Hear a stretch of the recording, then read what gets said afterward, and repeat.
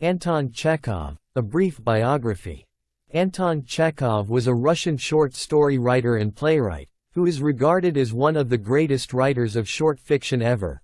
Chekhov, along with Henrik Ibsen and August Strindberg, is considered one of three important figures in the foundation of modernism in theater. In this biography, we will take a brief look at the life of the great Russian writer. Anton Chekhov was born on 29 January 1860 in the port city of Taganrog, in southern Russia. He was the third of 6 surviving children. Chekhov's father, Pavel Chekhov, was a devout Orthodox Christian and the director of the parish choir, who ran a grocery store. Pavel was a physically abusive father whose lying and despotism, according to Chekhov, had ruined his wife's youth.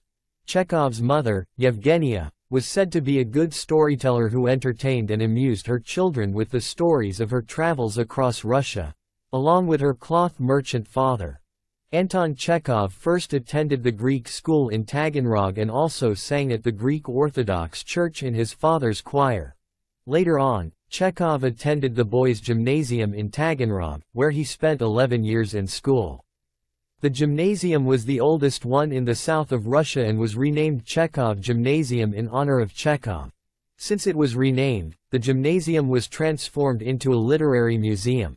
In 1876, when Chekhov was 16, his father went bankrupt after having been cheated by a contractor hired for building a new house. In order to avoid the debtor's prison, his father fled to Moscow with the family, leaving behind Chekhov to sell off the family's possessions and complete his education. Chekhov remained in Taganrog until 1879, paying for his own education by selling short sketches to newspapers, giving private tuitions, catching and selling goldfinches, and by doing other odd jobs. During these years, Chekhov read the works of Goncharov, Cervantes, Schopenhauer, Turgenev, and other writers. After completing his education in 1879, Chekhov joined his family in Moscow after enrolling at the I.M. Sekhanov First Moscow State Medical University. Upon his arrival in Moscow, Anton Chekhov assumed responsibility for the family. He supported them by writing short sketches and vignettes of contemporary Russian society.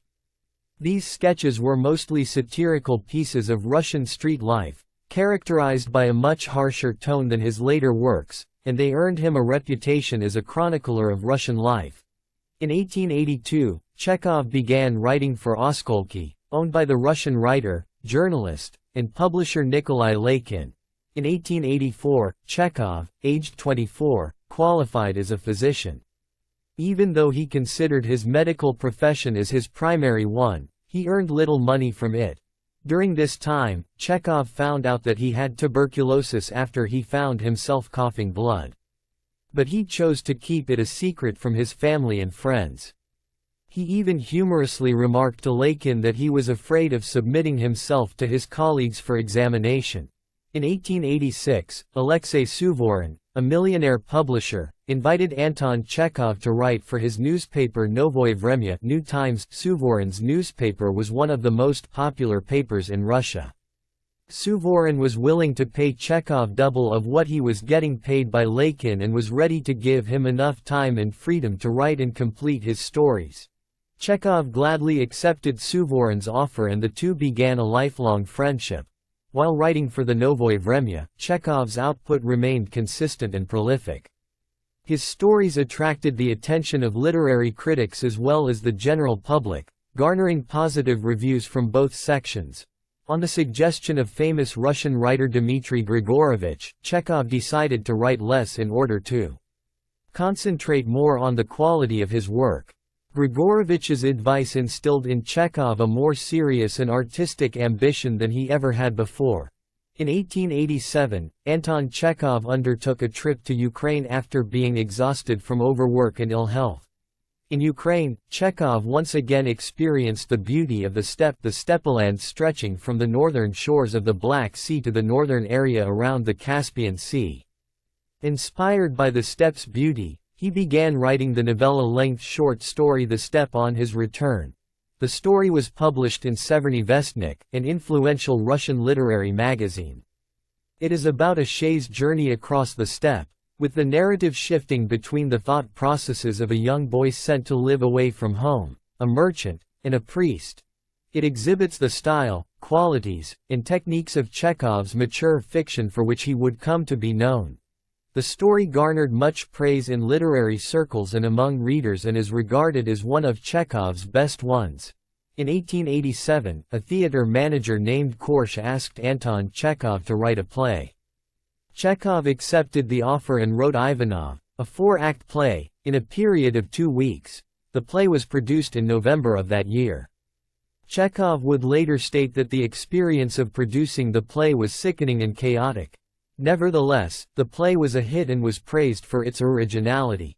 In 1890, Anton Chekhov undertook an arduous journey by train, horse carriage, and river steamer to Sakhalin Island, the northernmost island of the Japanese archipelago and the largest island of the Russian Federation. Chekhov visited the penal colony on the island, where he spent 3 months interviewing thousands of convicts and settlers for a census. The scenes Chekhov witnessed in the colony shocked and angered him. He saw floggings taking place, forced prostitution of women, and blatant embezzlement of supplies. He was also saddened by the plight of children living in the penal colony with their parents. Chekhov stated that in the colony he witnessed the extreme limits of man's degradation. During this trip, Chekhov constantly wrote letters about his journey and the things he had witnessed, which are now considered among his best works. In 1893 and 1894, Chekhov's findings, travel notes, were published as Sakhalin Island, as a work of social science, not literature. From his findings, he concluded that charity was not the answer, believing that it was the government's duty to finance the humane treatment of the convicts. On his return from Sakhalin in 1891, Anton Chekhov wanted to move to the countryside to improve his health. And so, in 1892, he decided to move to Melikovo. Once he had settled down in Melikovo, Chekhov set up his study and library, which also served as his medical office. Here he began actively practicing medicine, seeing patients who would gather outside his house from early in the morning. He was responsible for the medical care of 26 villages, 7 factories, and a monastery. Chekhov also traveled long distances to visit the sick, which left him with less time for writing. But he believed that his work as a doctor influenced and enriched his writing by bringing him into contact with all sections of Russian society.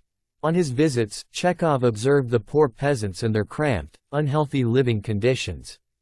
And he also observed the upper classes and their indulging lifestyle. He would later fictionalize these observations in his short stories.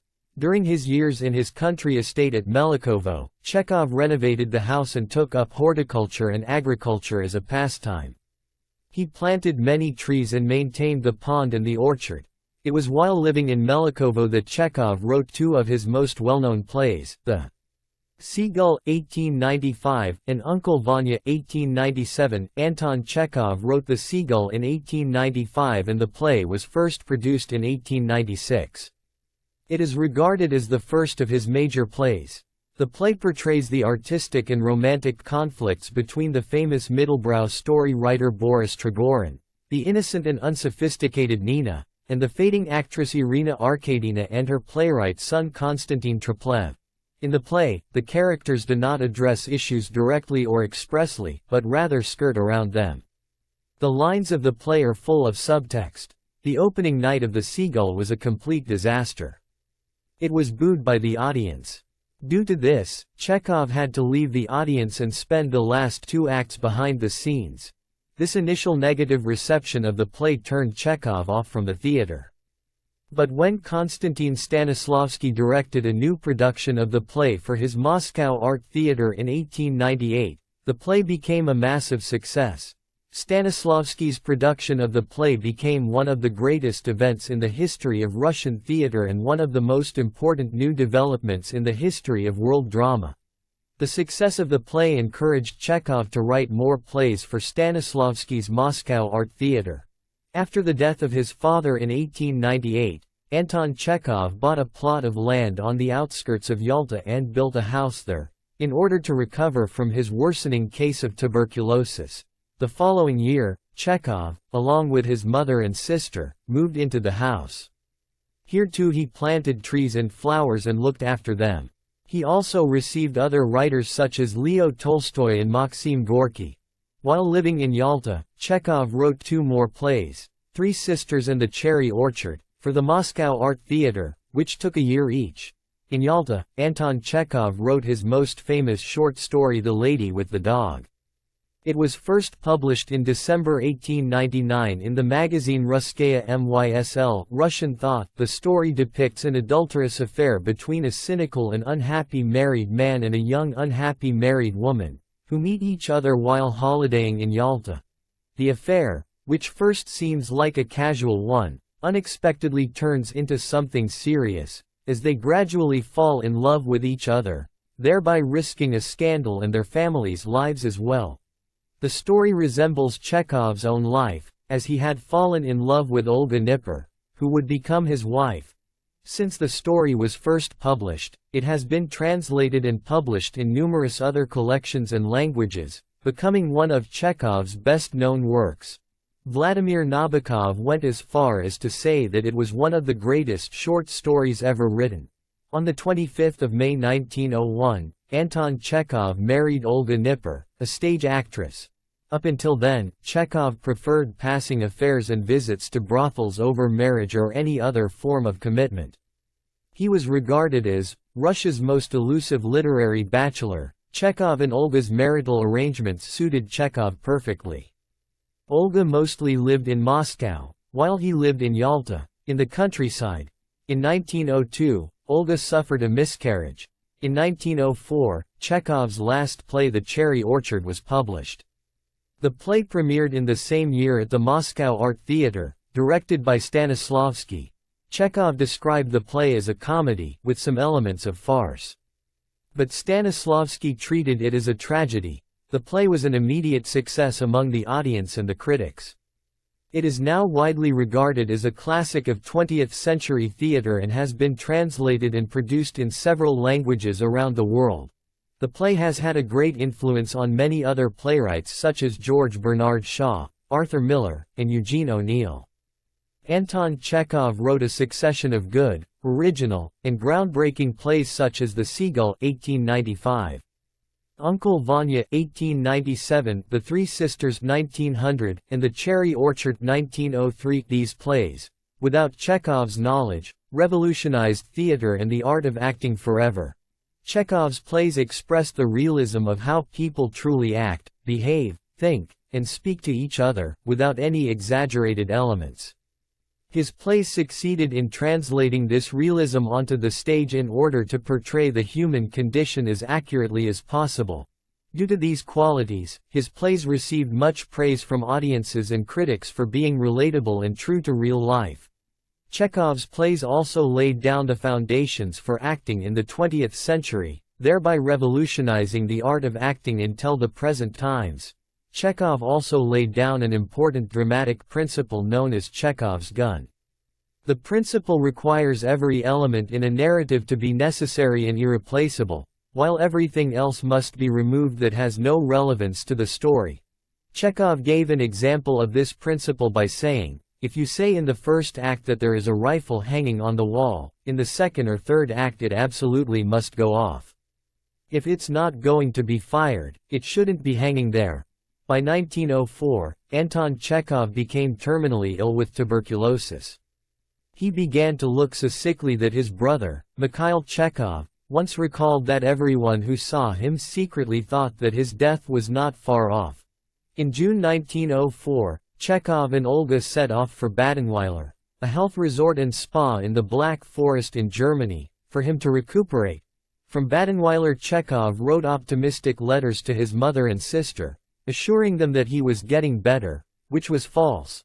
On 15 July 1904, Chekhov, aged 44, passed away in Badenweiler.